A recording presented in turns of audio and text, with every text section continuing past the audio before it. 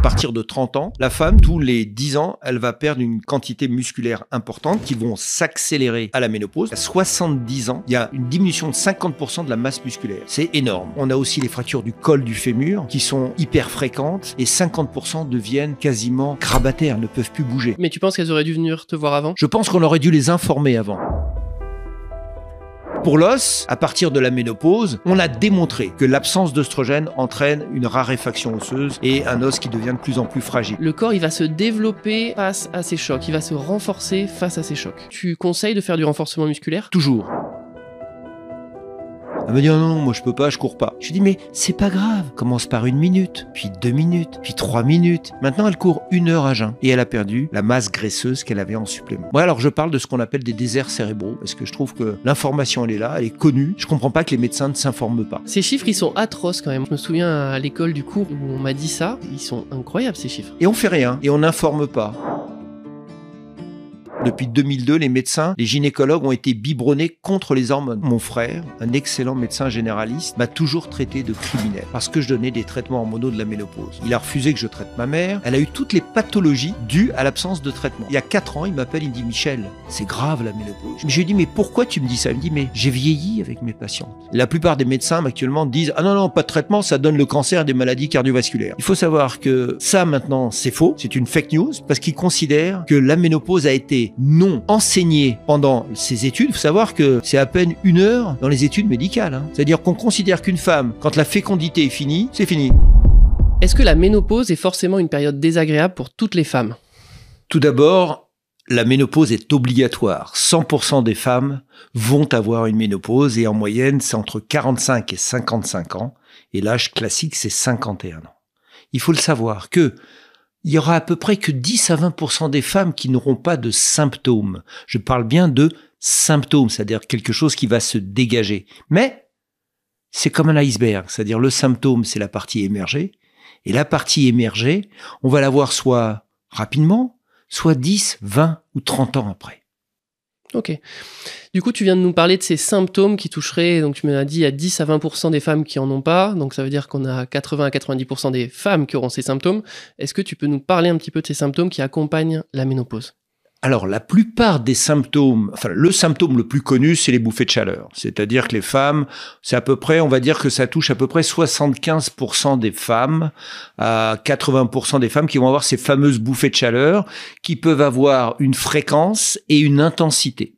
Et ces bouffées de chaleur vont entraîner des troubles du sommeil, des inconforts. Elles vont s'isoler parfois quand elles ont ça. Et ça, c'est vraiment quelque chose qui est le symptôme le plus fréquent et le plus caractéristique. Mais si on poursuit plus tard, ne négligeons pas ce qu'est une bouffée de chaleur. Parce que plus elle est précoce, plus elle est persistante, et plus c'est un facteur de risque cardiovasculaire. Donc ne négligeons pas. Le deuxième symptôme dont elles se plaignent, qui est souvent associé aux bouffées de chaleur, ce sont les suées nocturnes. La femme se lève la nuit, plusieurs fois, elle est en sueur, le lit est mouillé, elle est obligée de se changer et elle comprend pas. Donc c'est une suée froide qui lui arrive dans tout le corps et qui remonte. Ça aussi, c'est pas obligatoire. Ça survient à peu près dans 40% des cas et souvent associé aux bouffées de chaleur. Et là, ne négligeons toujours pas cela. Pourquoi ? Parce qu'une suée nocturne est un facteur indiquant le risque d'un diabète de type 2. La suée nocturne est une hypoglycémie nocturne silencieuse.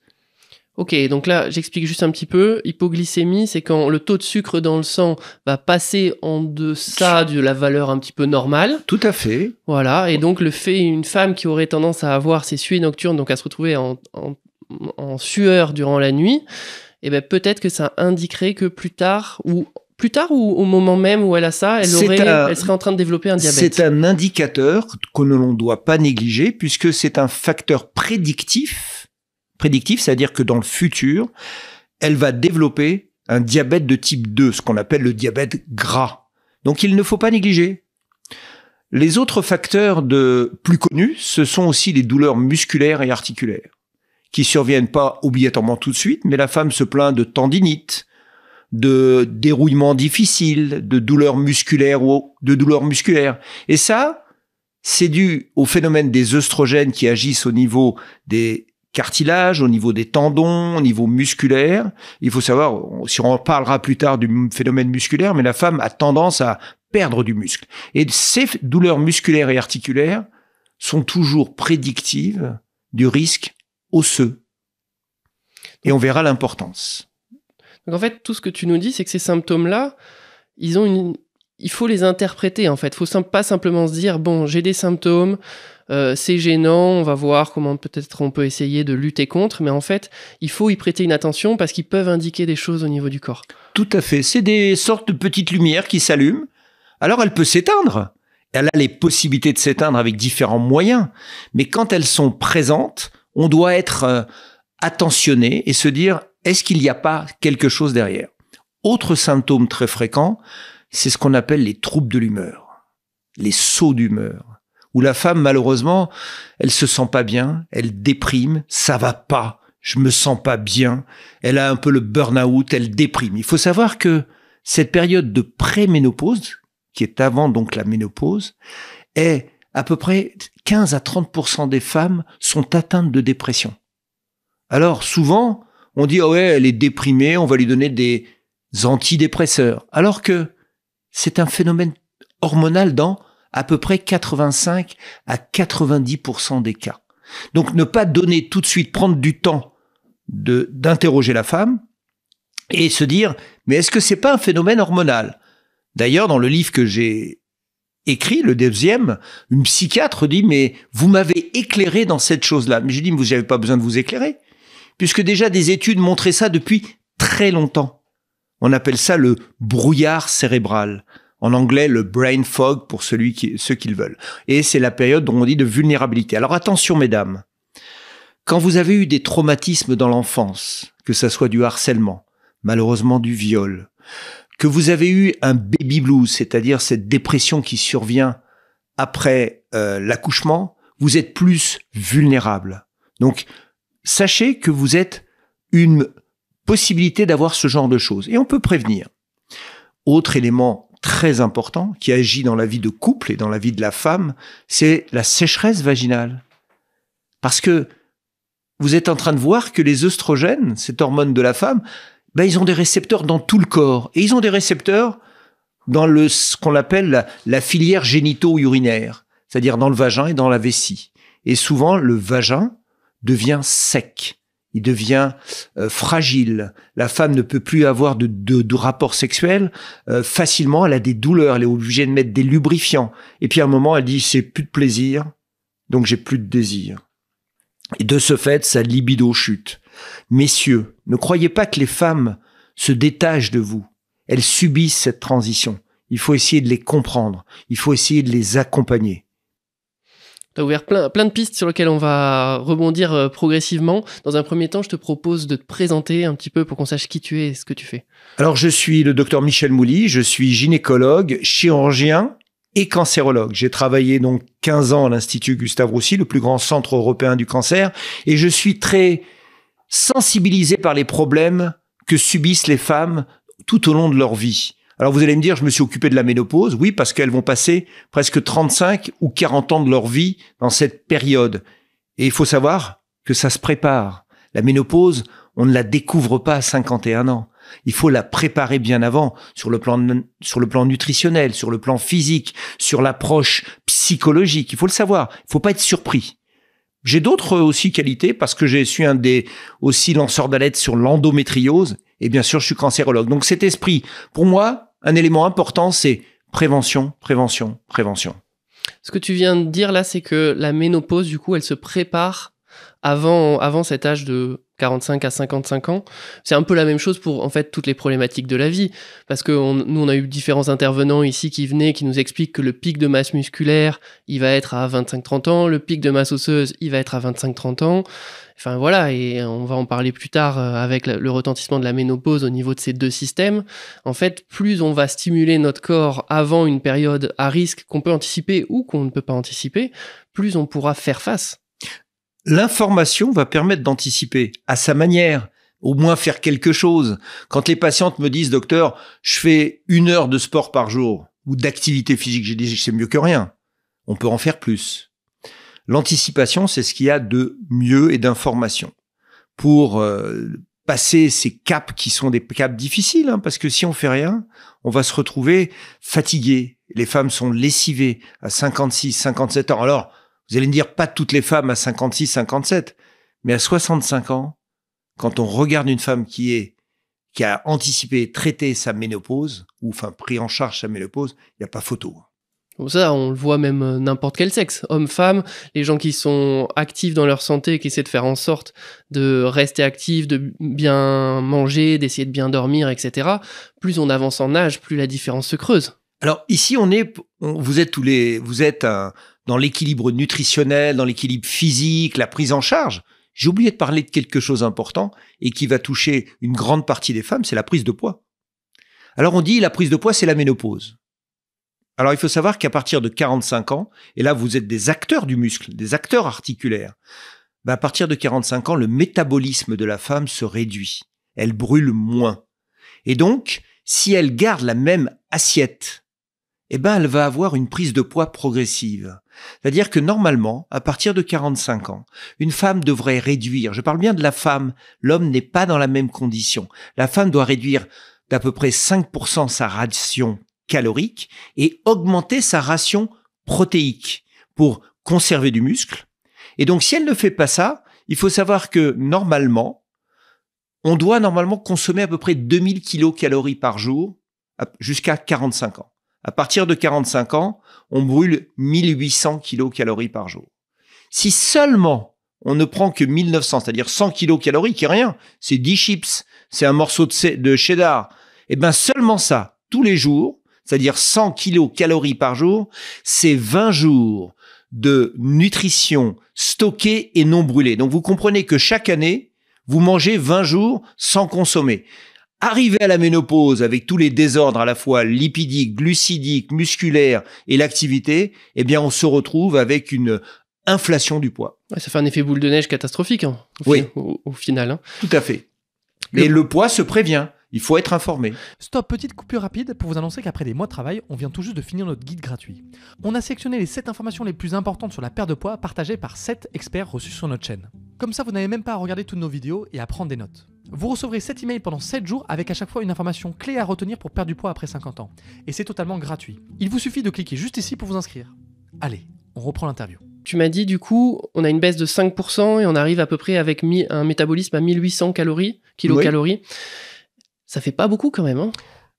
Donc ce que je veux dire par là, c'est que si à côté de ça, la personne n'a pas d'activité physique pour augmenter ses dépenses et donc pouvoir créer un petit surplus, un petit bonus sur lequel elle peut s'appuyer, il n'y a pas grand-chose dans l'assiette quand même. 1800 kilocalories, c'est pour quelqu'un qui doit faire au moins 20 à 30 minutes d'activité physique déjà, par jour. Parce que je sais que les chiffres, on peut avoir du 1400, du 1500 pour quelqu'un qui est sédentaire. 1008, c'est très bien. Si on fait 20 à 30 minutes d'activité physique, alors on parlera peut-être tout à l'heure de l'anaérobie et de l'aérobie, de ce qu'on appelle la néoglucogénèse, qui est importante. Et oui... mais ce que je voulais dire, du coup, je voulais insister là-dessus, sur le fait qu'il faut qu'il y ait cette dépense énergétique. La dépense énergétique... Parce que sinon, la baisse du métabolisme, elle est quand même importante. Normalement, on doit être toujours en activité. On doit monter des escaliers à pied, on doit aller éventuellement faire une station de métro à pied, on doit téléphoner en marchant, on a une activité musculaire. Il faut savoir que dans les années 1900, on marchait à peu près 7 à 8 heures par jour. Parce qu'il fallait aller au travail, on montait l'ascenseur, on n'y avait pas d'ascenseur, enfin tous ces éléments. Là, on est devenus des sédentaires un petit peu. Et cette sédentarité est responsable de plein de choses, notamment la fonte musculaire, notamment au niveau du cœur, au niveau des fameuses endorphines et autres éléments. Donc, je te propose qu'on attaque un petit peu au niveau musculaire. Au moment de la ménopause s'associe à une fonte de la masse musculaire. Est-ce que tu peux un petit peu nous en parler? Comment est-ce qu'on peut essayer de contrer ça? Alors tout d'abord... On a déjà donné des pistes là. C'est bien de parler de la fonte musculaire, puisqu'on sait qu'à partir de 30 ans, la femme, tous les 10 ans, elle va perdre une quantité musculaire importante qui vont s'accélérer à la ménopause, donc à 51 ans. Et il faut savoir qu'à 70 ans, ça c'est les statistiques, ça a été démontré, il y a une diminution de 50% de la masse musculaire. C'est énorme. C'est énorme. On voit que les femmes se ramollissent, les fesses deviennent molles, les cuisses sont moins toniques, mais je veux rappeler quand même que le muscle le plus important, ça reste le cœur. Et que ce cœur-là, il faut d'abord l'entraîner. Mais pour l'entraîner, il faut lui apporter des protéines. Comment voulez-vous entraîner un muscle? Comment voulez-vous qu'il se répare? Comment voulez-vous qu'il puisse s'hypertrophier si vous faites de l'activité musculaire? C'est impossible. Donc c'est pour ça que c'est important de parler de masse musculaire. On a de plus en plus une maladie, on a parlé des 70 ans, 50% de la masse musculaire, qui s'appelle la sarcopénie, la baisse de la masse musculaire par défaut d'apport de protéines. Et ça va être de plus en plus important. C'est comme la baisse pour les os, mais il y a l'ostéoporose, l'ostéopénie et la sarcopénie. Et je veux rappeler que le muscle le plus important, ça reste le cœur, et qu'on fabrique pas du muscle avec des fruits et des légumes. Oui, bien sûr, les protéines sont les briques qui constituent le muscle. Donc si on veut pouvoir l'entretenir, si on veut pouvoir le développer, il faut qu'on donne par le biais de notre alimentation des protéines. Et si on veut pas qu'à 50 ans, on ait déjà perdu une importante masse musculaire. Donc on en parlait tout à l'heure, il faut s'informer, il faut appréhender, il faut se préparer, il faut anticiper, il faut essayer de garder une tonicité musculaire pour pouvoir naviguer dans le temps. Donc, on va donner des protéines par le biais de notre alimentation pour faire en sorte que justement on garde cette masse musculaire. Ensuite, comment est-ce qu'on va stimuler? Qu'est-ce que tu recommandes comme activité physique du coup? Tu as parlé un petit peu de cardio pour le cœur, qui est le muscle du coup le plus important. Donc effectivement, si on a une activité cardio qui nous essouffle, qui nous fait transpirer, on va faire travailler notre cœur, donc notre cœur va se renforcer. On peut faire d'autres choses? Alors, ne serait-ce que de marcher rapidement ou de monter les escaliers, c'est déjà une activité physique, une activité musculaire. Alors, je parle pas de physique, je parle de musculaire. Pour moi, c'est important parce qu'il y a des femmes qui viennent me voir et elles me disent, docteur, oh là là, je nage 5 heures par semaine. J'ai dit, combien vous nagez à chaque fois? Oh, je fais à peu près 1 kilomètre. J'ai dit, madame, c'est bon pour vos articulations, c'est bon, mais c'est pas ça, il faut des contraintes. Et pour l'endurance, c'est bien de nager, mais il faut faire de l'activité d'endurance, il faut faire des mini-jogging, il faut faire du vélo, il faut monter plusieurs fois les escaliers à pied. Enfin, tous ces éléments-là sont importants. Et je rappelle que les 2 muscles, après le cœur, les plus importants, qui consomment les calories... Ça va être lequel que tu vas citer en deuxième? Diaphragme? Ah non, pas plus du important. tout. Ah, en calories? Oui, qui vont consommer et permettre de maintenir une activité et une stature. Quadriceps? Les cuisses et les fesses. Okay. Je cite pas les muscles. Okay. Je sais que dans les cuisses, on a les cuisses, les fessiers. Cuisses et les fessiers sont les muscles pour moi les plus importants. Et d'ailleurs, je le montre souvent aux femmes. Je leur demande, je dis contractez les quadriceps, contractez les fesses. Et quand je leur fais contracter les fesses, elles me disent ah oui, c'est mou. Je dis, mais c'est votre moteur, c'est ce qui brûle vos calories. Sachant qu'en plus, les fessiers, ça reste une spécificité de l'homme. On se tient debout notamment grâce à nos grands fessiers, à nos fessiers. Si on regarde un singe, il a pas de fesses, même dans la nature. Donc voilà, c'est vraiment une spécificité de l'homme. On a des grands fessiers qui sont très forts, qui sont très solides. Et c'est pour ça que certains chercheurs pensent que on est fait pour courir. Et en tout cas, anatomiquement, on a plein de marqueurs comme ça. Tout à fait. Qui laissent présager qu'on a évolué pour être de plus en plus efficace pour courir, pour marcher, etc. Et il faut savoir que quand on n'apporte pas de protéines, pour maintenir les muscles, on va dire, les réparer, il faut les maintenir, et on a un ramollissement. Et on a plus tendance, si on ne porte pas de protéines, on apporte du gras, on apporte des sucres lents, des choses comme ça. Et le corps va lui dire, mais où je vais chercher mon énergie ? Donc cette énergie, il va aller la chercher dans le muscle. Et on se ramollit encore plus. Moi, il y a quelque chose que j'ai beaucoup aimé dans ce que tu viens de dire, c'est que tu as dit que le corps, il fallait qu'il soit exposé à des contraintes. Et que faire de la natation, c'est bien, ça a des avantages. Je rejette pas du tout la natation. Je conseille la natation aussi, mais il n'y a pas que ça. Il ne faut pas faire que ça. Et le problème, c'est que la natation, elle a des avantages parce qu'effectivement, il y a assez peu de contraintes. Quand on parle de contraintes, on parle de contraintes physiques. Donc il y a assez peu de contraintes physiques. Donc ça a un avantage, mais ça a aussi un inconvénient parce que le corps, il aime ces chocs qu'on peut avoir dans de la course à pied, qu'on peut avoir dans du renforcement musculaire, dans du tennis, etc. Le corps, il va se développer face à ces chocs, il va se renforcer face à ces chocs. Tu prescris souvent ou tu conseilles de faire du renforcement musculaire ? Toujours. Alors, renforcement musculaire. Alors moi, personnellement, tous les matins, je m'étire et tous les soirs, je m'étire. C'est important. Les muscles ont besoin, les articulations, les tendons ont besoin d'être étirés ou sinon on se rétracte. Alors, vous avez beaucoup de petites routines à faire tous les jours. Je vois, par exemple, dans le yoga, moi, j'ai appris à le yoga à ne plus avoir mal à mon épaule. J'ai appris des mouvements. Tous les matins, j'arrive presque à faire un grand écart. Mais c'est ce que j'essaye de préconiser. Et c'est important. Donc, il faut avoir des routines, il faut faire des flexions, il faut faire des étirements, il faut faire des torsions. Tout simplement, ça, c'est des petites choses à faire. Un kiné, on a des vidéos qui vous expliquent tout ça et c'est très bien. Use it or lose it. Ce qu'on entretient, ce qu'on utilise dans notre corps, eh ben, on pourra continuer à le faire et ce qu'on ne sollicite plus, petit à petit, on va le perdre. Exactement. Donc, et n'oubliez pas qu'une articulation qui n'est pas soumise à un travail, elle va se rétracter. Et c'est pour ça qu'on dit « Ah, j'ai mal au dos, ah, j'arrive pas à me plier les genoux ». Mais gardez un étirement. Autre grand système qui est assez touché par la ménopause, c'est le squelette avec les os et la densité osseuse. Est-ce que tu peux nous en parler, s'il te plaît? Alors, on vient de parler du muscle, et le muscle doit tirer sur les os pour l'entretenir.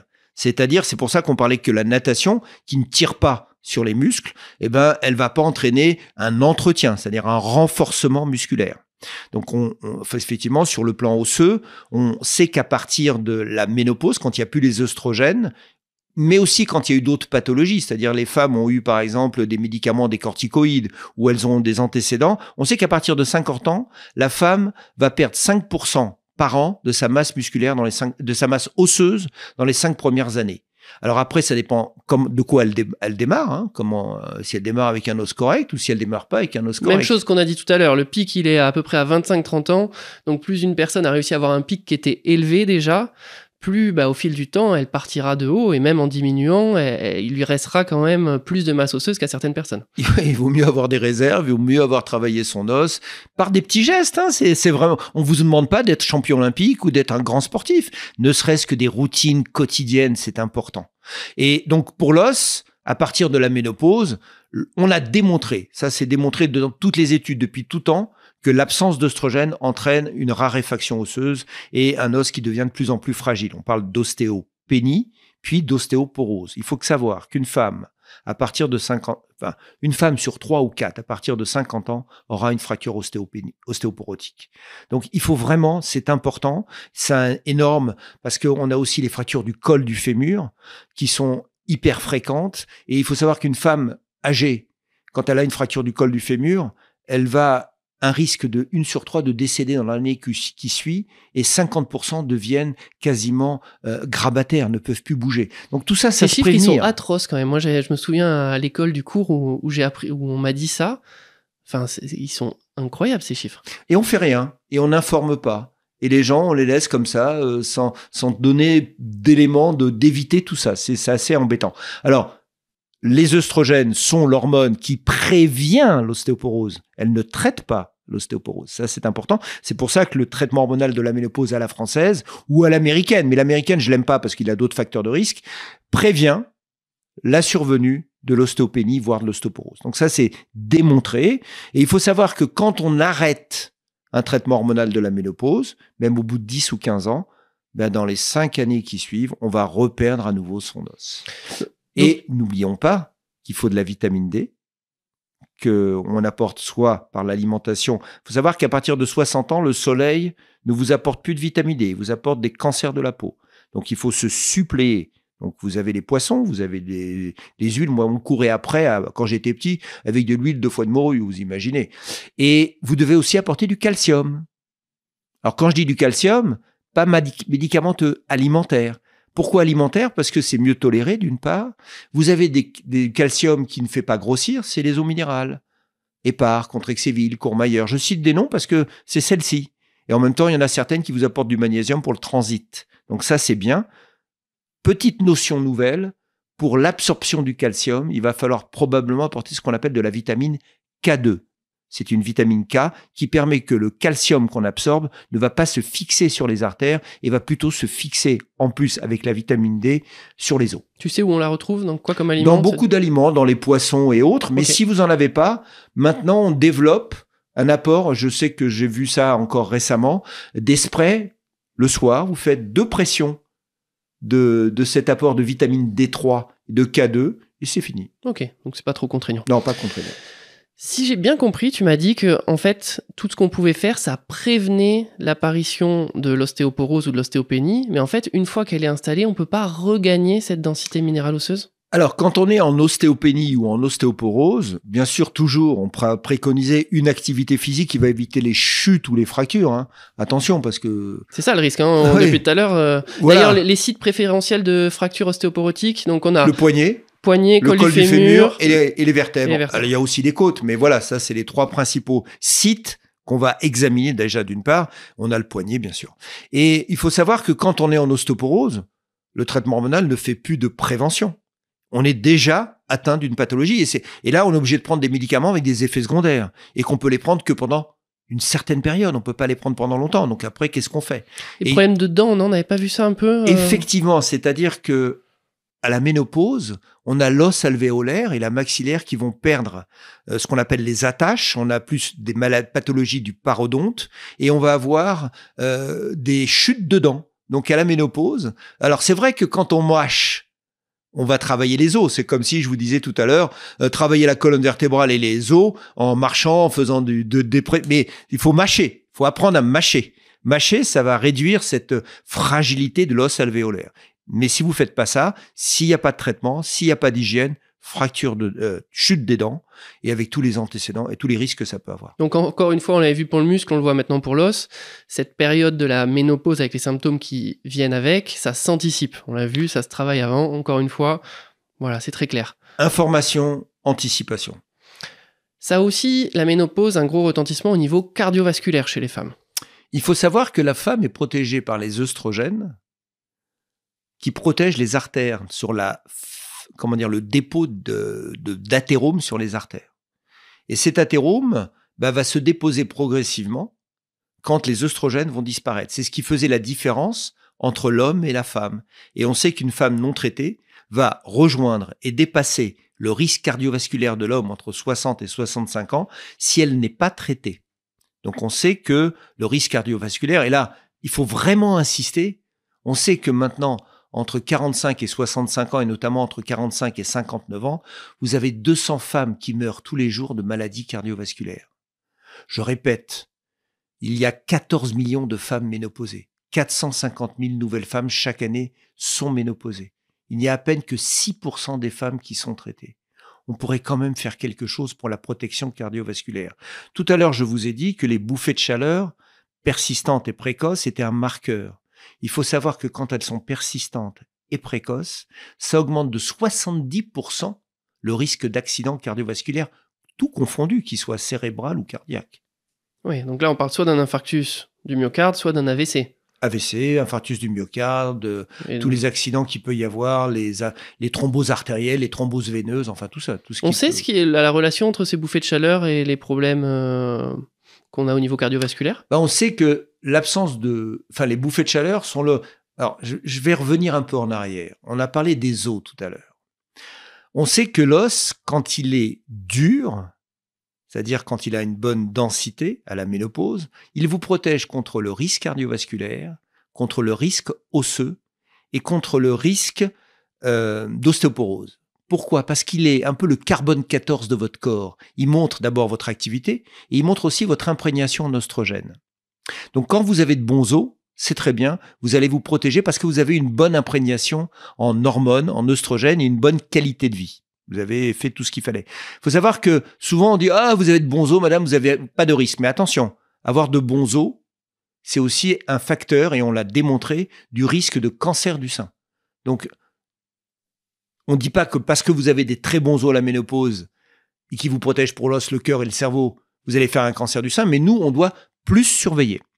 Et la bouffée de chaleur qui traduit ce manque en œstrogène va se traduit par exemple sur l'ostéoporose et tous ces risques qui vont avoir effectivement les phénomènes cardiovasculaires. Ok. Là encore une fois, on retombe je pense sur la même chose, c'est-à-dire que si une femme a une activité aérobie, anaérobie, si elle fait une activité physique, est-ce qu'on réduit quand même un petit peu ces risques cardiovasculaires? L'activité principale, c'est l'activité aérobie. Donc, oui. Déjà, faites une activité physique. Aérobie, c'est une activité cardio. Voilà, une activité cardio. Maintenant, si vous voulez être dans un niveau un peu plus scientifique, un peu plus bénéfique pour votre corps, il faut faire aussi de l'anaérobie. C'est-à-dire qu'on va travailler, par exemple, à jeun. C'est ce qu'on appelle la néoglucogénèse. qu'est-ce que la néoglucogénèse? La néoglucogénèse, c'est d'aller travailler en n'allant pas dans le cycle habituel qu'on appelle le cycle de Krebs, où on va travailler avec l'énergie de son corps. On va aller puiser dans les graisses l'énergie pour la transformer en protéines. On va transformer pas en protéines, en sucre, en énergie. En fait, je te coupe 2 secondes juste pour expliquer comme c'est un peu complexe. Généralement, quand on va faire une activité physique, notre corps, en tout cas dans les premiers temps, il va utiliser le glucose, les glucides comme source d'énergie. Et surtout ceux qui viennent d'arriver. Surtout si on a mangé avant, si on a eu un petit déj ou qu'on a mangé à midi et qu'on y va en fin d'après-midi, voilà, il va utiliser le sucre comme moyen de fournir de l'énergie. Si on va par exemple courir à jeun ou faire une activité à jeun le matin, notre dernier repas, il date de environ 10 heures. Et donc, ces stocks de glucose, de sucre dans le sang, ils sont faibles. Et donc, il peut pas s'appuyer sur ce sucre qui est pas disponible. Donc, il va aller chercher un autre substrat énergétique, une autre source d'énergie. Et là, ça va être les lipides, les graisses. Et donc, ce qu'il va falloir, c'est que notre corps, il transforme ces graisses en sucre. Et c'est ce que tu as appelé la néoglucogénèse. Et c'est une usine qu'on a dans le corps, de la néoglucogénèse, il faut lui apprendre à travailler. J'ai le souvenir d'une de mes amies qui m'avait dit, je lui avais dit, elle voulait mincir. Elle avait trop de gras, elle faisait pas de sport. Je lui ai dit, va faire de l'exercice physique à jeun. Elle m'a dit, non, moi je peux pas, je cours pas. Je lui ai dit, mais c'est pas grave. Commence par 1 minute, puis 2 minutes, puis 3 minutes. Maintenant, elle court 1 heure à jeun. Et elle a perdu la masse graisseuse qu'elle avait en supplément. Bien sûr, c'est une habitude. Moi, j'ai eu des moments où dans ma vie, je faisais pas de sport à jeun. J'ai eu des moments où là, j'en fais un peu. J'ai eu des moments où j'en faisais beaucoup. J'étais capable de faire... C'est une habitude, ça se travaille, de faire 1 heure, 2 heures à jeun. Et cette usine, il faut pas qu'elle reste au chômage. Il faut pas qu'elle reste en grève. Il faut l'avoir un jour huilée, travailler, parce que le corps se mémorise. Il dit, ah, j'ai pas d'énergie puisque tu m'as pas fait manger, donc je vais aller travailler sur les graisses. Et je vais fournir de l'énergie. Bon, maintenant qu'on a parlé des différents symptômes, des différents problèmes de santé qui pouvaient arriver à la ménopause, qu'est-ce que tu nous proposes comme remède un petit peu à tout ça, comme traitement? Personnellement, la ménopause, c'est quelque chose qui commence donc à 51 ans en moyenne et qui va aller jusqu'au dernier souffle. Il faut savoir que la carence en œstrogène, qui est l'hormone de la femme, l'hormone de l'homme, c'est la testostérone, ces œstrogènes ont des récepteurs dans tout le corps, os, cœur, cerveau, on l'a dans l'intestin, on l'a partout. Et donc, quand on ne l'a pas, ces œstrogènes, le corps va s'atrophier, entre guillemets, le mot atrophier. Et donc, de ce fait, on a un élément qui est montré depuis maintenant les années 1940, puisque c'est là où on a commencé à donner les premiers traitements de la ménopause, on a donné des œstrogènes.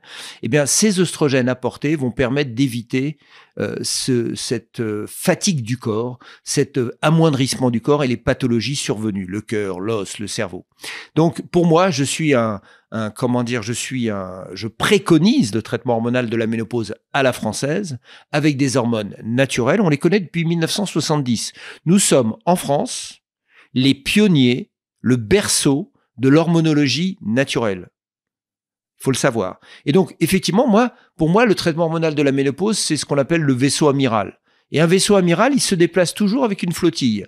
Et pour qu'il soit le plus performant, il faut y apporter donc, les œstrogènes et la progestérone, ça c'est le traitement hormonal de la ménopause, pris d'une certaine façon, comme je l'explique dans mon livre, c'est-à-dire qu'il faut favoriser certains systèmes, mais il faut y apporter de l'activité physique, une alimentation optimisée, il faut apporter de la nutrition et aussi des thérapies de comportement qui sont très importantes.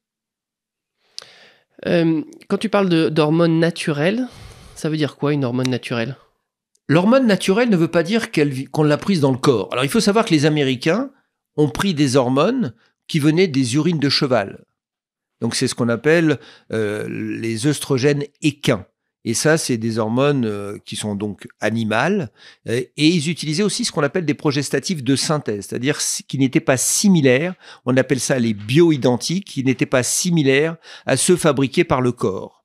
Maintenant, nous, en France, on a fabriqué des hormones naturelles, c'est-à-dire similaires. C'est des copies. On appelle ça des bioidentiques. C'est des copies des hormones qui sont fabriquées par les ovaires. Donc, c'est pour ça qu'on dit bioidentiques ou naturelles, mais elles sont quand même fabriquées. On a le YAM, qui est une hormone naturelle, mais on va y en extraire différents produits. C'est pas mauvais pour la santé de prendre ces hormones, parce que c'est quand même quelque chose qui a eu énormément mauvaise réputation, notamment on a parlé de risque de cancer du sein, possiblement à un moment. Et toi, tu viens et du coup, tu nous dis qu'il faudrait les reprendre. En 1990, l'OMS recommandait le traitement hormonal de la ménopause pour la qualité de vie de la femme, son bien-être, et aussi pour les différents systèmes de santé. Je vous rappelle, 14 millions de femmes ménopausées en France seulement, et 450 000 chaque année. Donc avec des pathologies, parce qu'on augmente l'espérance de vie, on voit apparaître, c'est pas qu'on va, on voit apparaître des pathologies cardiaques, osseuses, cérébrales, diabète, cholestérol et d'autres pathologies. Alors on a parlé du cancer du sein. Il faut savoir que le traitement à la française, je répète, avec nos hormones bioidentiques ou naturelles, n'augmente pas, ne provoque pas le cancer du sein. Il le révèle plus tôt. Et il faut savoir que quand il le révèle plus tôt, on sait qu'une femme qui prend un traitement à la française va avoir un cancer de meilleur pronostic, plus petit, moins d'atteinte ganglionnaire et surtout, avec une réduction de la mortalité de 50% par rapport à une femme qui ne prend rien. On est en train de changer de paradigme. C'est-à-dire que maintenant, les femmes qui ont eu un cancer du sein précoce, de bon pronostic, ça correspond à peu près à 60% des femmes qui ont plus de 50 ans, eh ben, ces femmes-là vont pouvoir prendre un traitement hormonal de la ménopause à la française sans augmenter le taux de récidive et sans augmenter la mortalité. On va même réduire la mortalité globale et la mortalité cardiovasculaire. Donc, les choses changent. On est en train d'évoluer. Il faut savoir que le traitement hormonal de la ménopause donc ne provoque pas le cancer du sein, il le révèle plus tôt. Il faut savoir qu'aux États-Unis, même avec leurs mauvaises hormones, ils ont montré que quand une femme ne prend que des œstrogènes, leurs mauvaises œstrogènes, on réduisait d'à peu près 25% la survenue, l'incidence du cancer du sein. C'est important. Stop, information capitale. Ne loupez pas les tips de GGRAF, notre newsletter exclusif où l'on va vous partager tous nos conseils santé appuyés par nos lectures d'articles scientifiques. Un dimanche matin sur deux, nous vous dévoilons nos pépites pour booster votre santé après 50 ans. Cliquez juste ici pour y accéder. Et en plus, c'est totalement gratuit. Chaque tips est envoyé qu'une seule fois, donc arrêtez d'en louper et inscrivez-vous juste ici. Et si le contenu ne vous intéresse pas, vous pouvez bien sûr vous désabonner à tout moment. Allez, revenons à notre discussion. Est-ce que tu peux insister sur cette différence? Tu parles de leurs mauvaises hormones versus les bonnes hormones françaises. C'est quoi la différence? Les Américains avaient des hormones, ils ont découvert, tout à eux le mérite, en 1940, des œstrogènes donc d'origine animale, équine, du cheval, des urines de cheval, ça s'appelait le pré-marin. Et ils y ont associé parce qu'ils ont vu qu'en donnant que ça provoquait des cancers de l'utérus. Donc, oui, on a eu notamment une étude scientifique qui a fait beaucoup de bruit. Non, alors ça c'était bien avant. Alors donc on a ajouté des progestatifs qui étaient de synthèse. Mais ce qu'on s'est vu, c'est que le progestatif de synthèse, et ça c'est cette fameuse étude américaine de 2002 qui est venue contrecarrer parce qu'on avait un laboratoire que je vais nommer, qui s'appelle le laboratoire Wyeth, qui a voulu inonder le monde entier avec leurs hormones, donc des origines équines et des progestatifs de synthèse. Manque de peau, ils l'avaient donné à des femmes qui étaient en surpoids, diabétiques, hypertendues, et après plus de 63 ans. Et il faut savoir qu'un tiers des femmes avaient plus de 70 ans, chose qu'on ne fait jamais. Et on a vu effectivement une augmentation des cancers du sein, mais on n'a pas vu une augmentation de la mortalité. On a vu une augmentation des maladies cardiovasculaires, oui, mais pas de la mortalité, parce qu'on donnait des hormones, des œstrogènes par la bouche. Et comme je le répète toujours dans mon livre, on doit éviter d'apporter des œstrogènes par la bouche, on doit épargner le foie. Autre élément, c'est les progestatifs de synthèse. Et c'est démontré maintenant, puisque les progestatifs de synthèse augmentent le risque de cancer du sein. Ils agissent aussi sur ce qu'on appelle l'insulinorésistance. Et de ce fait, on a une augmentation, et ça c'est démontré. Les études ont montré que entre un traitement à la française et le traitement à l'américain, le traitement à la française n'augmentait pas le risque de cancer du sein, l'incidence du cancer du sein. Donc là, c'est démontré, même les Américains. Alors la bonne nouvelle, c'est ce que je voulais dire, en 2022, en juillet 2022, les Américains recommandent le traitement hormonal à la française le plus tôt possible, sans limite de durée, et pour prévenir les maladies cardiovasculaires, le bien-être de la femme, l'ostéoporose. Et donc à poursuivre le plus longtemps possible. Donc tous les symptômes qu'on vient d'aborder. Quand tu dis le plus tôt possible, ça veut dire quoi? Première question. Et deuxième question, est-ce que c'est systématique chez toutes les femmes? Parce que tu nous as dit au début, il y a 10 à 20% de femmes qui n'auront pas de symptômes. Mais est-ce que ces personnes-là, il faut également qu'elles prennent un traitement hormonal ou pas? Je vois très souvent à mon cabinet des femmes qui pensaient que c'est dans ces 10 à 20%, elles pouvaient, par la naturopathie, par de l'activité physique, un soin, ne pas manger de protéines, elles y arriveraient. Je les vois arriver à 60, 65 ans en disant « Docteur, j'ai tout tenté. mais j'y arrive plus. Je suis pas bien. Vous faites une radio des os, elles ont de l'ostéoporose. Elles ont une sécheresse du vagin, mais parce que souvent leur activité sexuelle a diminué, donc, ou elles n'en ont plus, donc elles sous-estiment tous ces phénomènes. La question, c'est... La question que je te demandais, c'est est-ce que c'est pour toutes les femmes ? Personnellement...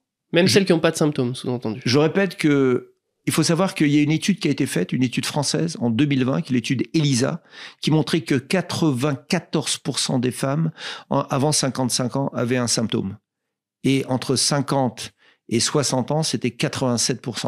Donc il n'y a pas une femme qui échappe. C'est-à-dire qu'elle ignore. Vous savez, une femme qui a une sécheresse du vagin, elle ne sait pas que c'est un symptôme de la ménopause. Une femme qui a des douleurs musculaires ou articulaires, elle ne sait pas que c'est un symptôme de la ménopause. Donc toutes ces choses-là, parce qu'elles ne sont pas informées. Et c'est pour ça que mon premier livre, c'était une bouée à la mer. Je disais, madame, ne sous-estimez pas ces symptômes. Ils existent. Il y en a 34, mais je cite les principaux, bien sûr.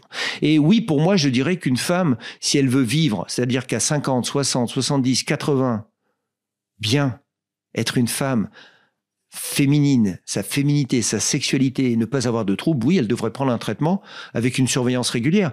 Est-ce qu'une femme qui a une hypothyroïdie, on lui donne pas d'hormones thyroïdiennes? Bien sûr qu'on lui donne. Une femme qui a un diabète, on va pas traiter. On va traiter son diabète. Une femme qui a une hypertension, on va traiter son hypertension. Et on va le prendre jusqu'à la fin. On va pas négliger la survenue de pathologies ultérieures. Donc, le traitement hormonal, une fois qu'il est commencé, on le continue tout le temps. Certaines femmes me disent, c'est mon hygiène de vie. C'est même plus un médicament. Ça me permet de bien vivre, de bien être, d'avoir une qualité, une belle vie. À quel âge, à peu près, il faut commencer à prendre ce traitement hormonal ? Il faut savoir que la préménopause survient 2 à 11 ans avant les 51 ans. Donc, il y a des troubles qui peuvent être alors là, effectivement, par l'activité physique, une alimentation optimisée, par de la naturopathie, par des oligo-éléments, peuvent être compensés. Mais on ne va pas les éliminer, mais on peut les aider. Il faut savoir qu'aussi qu'il y a des femmes qui sont déjà en dépression, ou qui ont une sécheresse du vagin, ou qui ont des douleurs musculaires avant la ménopause. C'est-à-dire dans ce qu'on appelle la périménopause. C'est la période qui est avant. Et là, les études récentes, 2023, la Mayo Clinic américaine, et qui était là connue depuis très longtemps, montrent que quand on traite ces symptômes, c'est-à-dire cette périménopause, le plus tôt possible, on réduisait de façon significative la survenue de la maladie d'Alzheimer. Parce qu'il faut savoir que quand le cerveau est privé des œstrogènes, savoir que les neurones, c'est comme un fil électrique. Vous avez une gaine plastique autour, et puis vous avez le fil. Eh ben, le corps, quand il n'a pas les œstrogènes, il va aller consommer les corps gras qui sont la gaine élastique, et ils vont dénuder le neurone, le fil électrique. Donc tout ça, ça a été démontré. Donc il faut commencer le plus tôt possible. On a ce qu'on appelle la fenêtre d'intervention, c'est-à-dire dans les 10 ans qui suivent le début de la ménopause, ou avant 60 ans. Personnellement, je vois maintenant beaucoup trop de femmes à 65 ans qui me disent « Docteur, je ne fume pas, je ne bois pas, je ne suis pas en surpoids, je n'ai pas de diabète, je suis active. Aidez-moi. » J'ai compris qu'il fallait pas on était en dehors de cette période. Je leur dis le principal risque que vous avez, c'est le risque cardiovasculaire. Donc on va faire un point cardiovasculaire, on va faire un point osseux. Donc c'est là où je demande tous les examens nécessaires.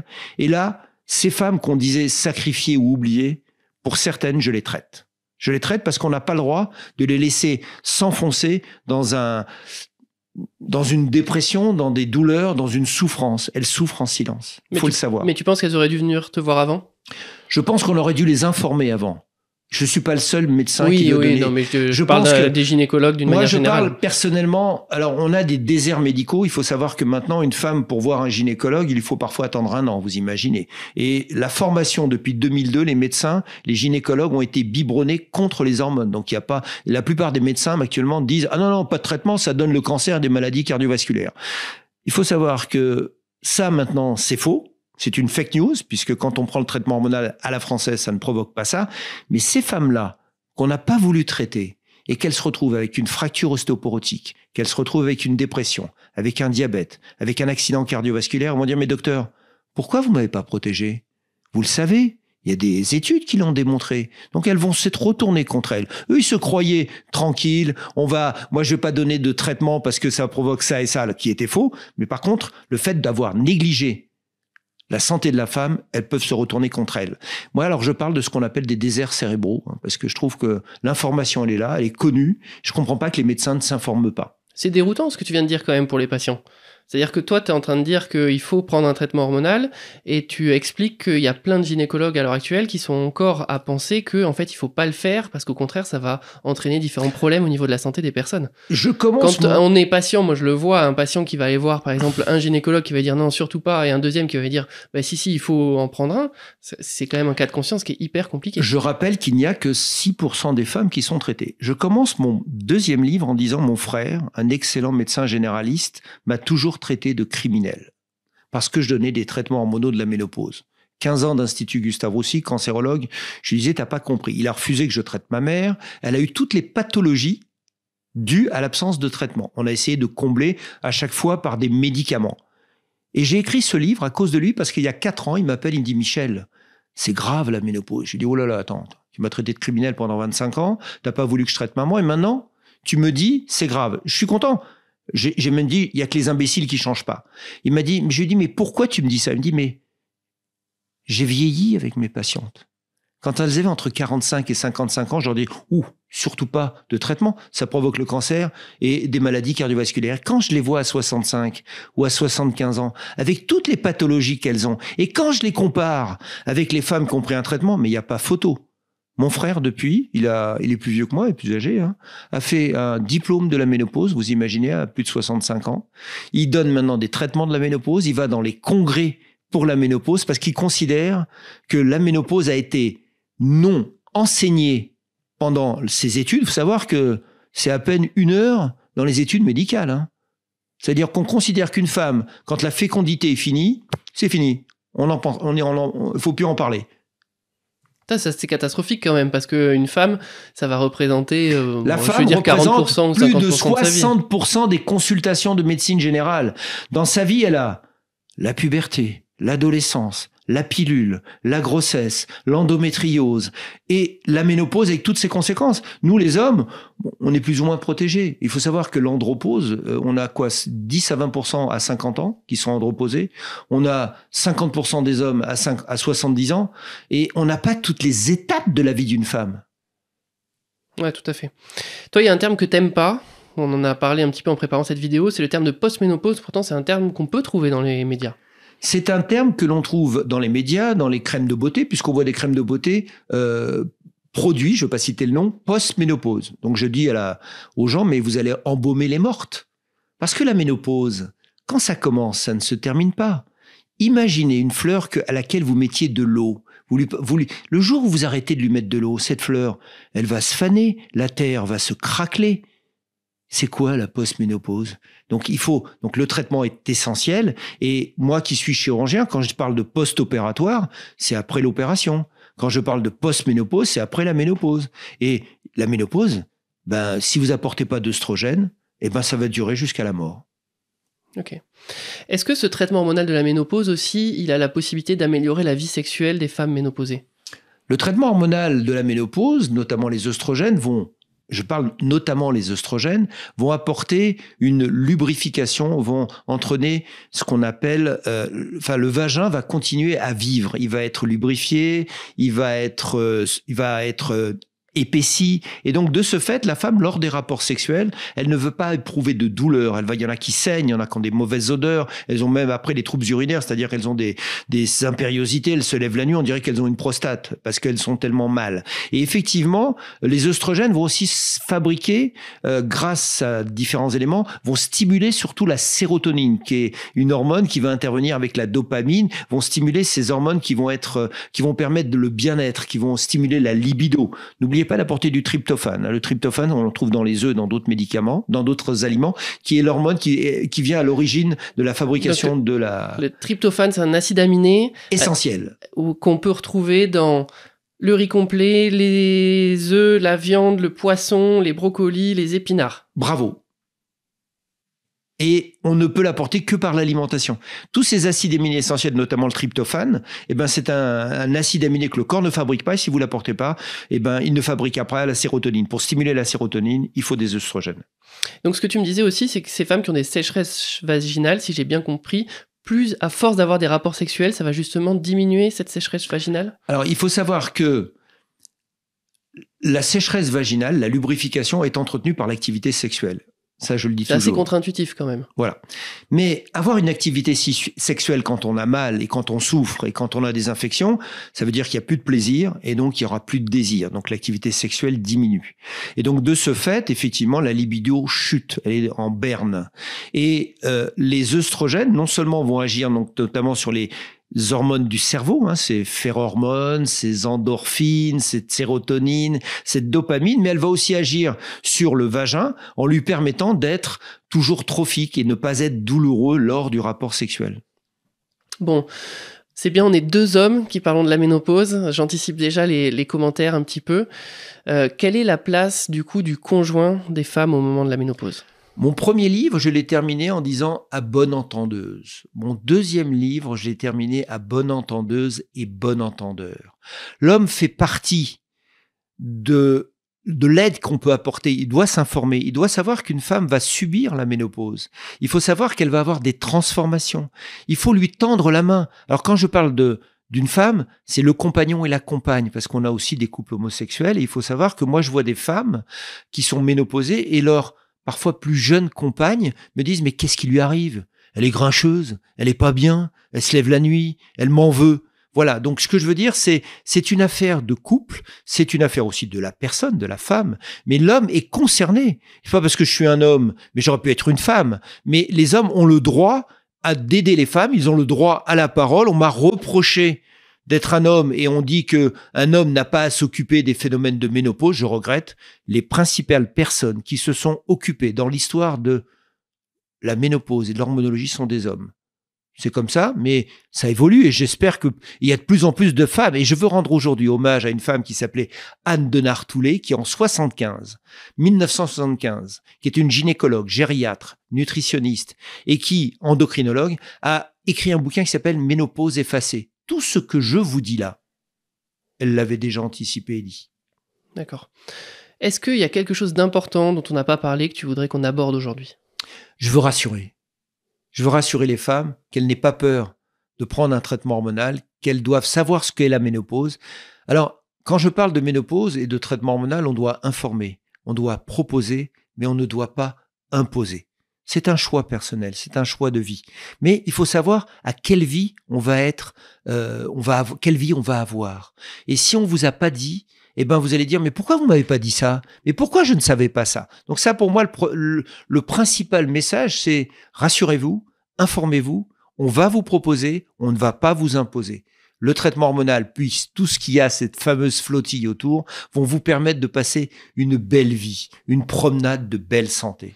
Donc comment une femme justement peut s'informer par le biais de contenu comme on est en train de faire ? Il y a tes livres et puis en parler à son gynécologue ou son médecin généraliste ? Alors il faut savoir que nous avons la Haute Autorité de Santé. Elle n'a pas revu sa copie depuis 2014. C'est-à-dire que pour elle, on ne donnera un traitement hormonal de la ménopause que si la femme est gênée, vous imaginez, le moins longtemps possible, aux plus petites doses. On a dit tout l'inverse pendant toute la vidéo, j'ai l'impression. Voilà. Et donc, voilà l'Haute Autorité de Santé. Donc, on espère qu'elle va reprendre un peu comme l'ont fait l'autorité américaine, japonaise, chinoise, indienne, américaine, mexicaine, espagnole. Toutes ces autorités ont dit, faites un traitement hormonal de la ménopause le plus tôt possible, sans limite de durée. Et voilà. Donc, on attend que nos autorités, imaginez que notre Haute Autorité de Santé dise, le traitement hormonal de la ménopause, c'est ce qu'il vous faut, il faut le prendre, allez vous informer. Les médecins vont dire, ah bah, si on a le soutien de notre haute autorité de santé, on va le faire. Mais ils osent pas, ils ont peur. Voilà, les médecins ont peur. Il faut écrire les prochaines recommandations de la chaise. J'aimerais qu'on me sollicite effectivement pour y être parce que je fais partie avec d'autres, bien sûr, on est certains. Et d'ailleurs, on a 2 sociétés, et surtout une société qui s'appelle le GEMVI, qui est très impliquée dans ça. Le problème du GEMVI, c'est qu'elle est restée dans les précarés de nos instances médicales. Elle l'a peu communiqué vers les patientes et c'est pour ça que j'ai écrit mes 2 livres parce que je veux que les femmes soient informées, qu'on aille directement à elles. Et d'ailleurs, moi, les conférences que je vais faire prochainement, ça va être des conférences avec des femmes, pas avec des médecins. Ouais. Bon bah écoute, le message est lancé. Moi je vais en profiter pour lancer un autre message. Si on va avoir une femme spécialiste de la ménopause qui veut venir aussi sur notre chaîne pour parler, on l'accueillera avec plaisir. Il y en a et je vous donnerai des noms et il y en a des très bien. Parce qu'on en a approché une et finalement ça s'est pas fait, mais voilà, il n'y a pas de problème, on accueillera tout le monde. On finit avec 2 questions qu'on pose à tous nos invités. Toi, si tu devais donner un conseil à tous tes patients ou tes patientes pour être en meilleure santé, ce serait lequel ? Personnellement, je dis toujours, il faut une tête bien faite dans un corps sain et avec un esprit pragmatique. Ça, pour moi, c'est essentiel. Peut-être parce que je suis un ancien sportif de haut niveau, que j'ai élevé mes enfants là-dedans, et puis que, globalement, pour la santé, alors je ne parle pas que de la ménopause, il y a des éléments qui sont très toxiques, la sédentarité, le tabac, l'excès de sucre, l'excès de sel. Donc, il faut se faire plaisir dans la vie. Mais si on veut avoir une belle longévité, si on veut bien vivre, essayons d'eux. Et vous m'avez demandé Si tu devais donner un seul conseil à tous tes patients, c'est ça que je t'ai demandé. Voilà. Ok, bah tu l'as dit. Toi, du coup, deuxième question, qu'est-ce que tu as mis en place récemment dans ta vie pour être en meilleure santé ? Alors, moi, c'est pas récemment. Ça a toujours été comme ça. C'est-à-dire que j'ai toujours considéré, comme je vous l'ai dit, un esprit sain dans un corps sain et avec un esprit pragmatique. Et j'ai évité d'intoxiquer mon corps. Donc, c'est pas maintenant que j'ai commencé. J'ai commencé le plus tôt possible. Alors, je propose aux femmes, parce que maintenant on le sait, que les 1000 jours pour elles, parce qu'on sait que quand elles ont des excès pendant la grossesse, qu'elles font des choses pas bien, ça peut survenir plus tard. Et aussi, l'enfant, la progéniture qu'elles ont, que dans la période de grossesse et dans les 2 premières années, elles vont déterminer, c'est ce qu'on appelle la génétique, qui va être aussi impactée par l'épigénétique, c'est-à-dire l'environnement, va impacter la qualité de vie, la santé des gens. Je crois que l'INCA, il n'y a pas très longtemps, a fait une campagne en disant si on ne fumait pas, si on ne mangeait pas si sucré et salé, et si on faisait de l'activité physique, on réduirait le nombre de cancers, tous sexes confondus, tout âge confondu, d'à peu près 50%. On va finir avec ces messages de prévention. Merci beaucoup Michel et à très vite. Merci et c'est un plaisir d'avoir été interrogé, de faire du bien à la santé des femmes et à la santé des hommes aussi. Et bah écoute, on se retrouvera peut-être pour parler des hommes du coup une prochaine fois. Avec plaisir. Avec plaisir.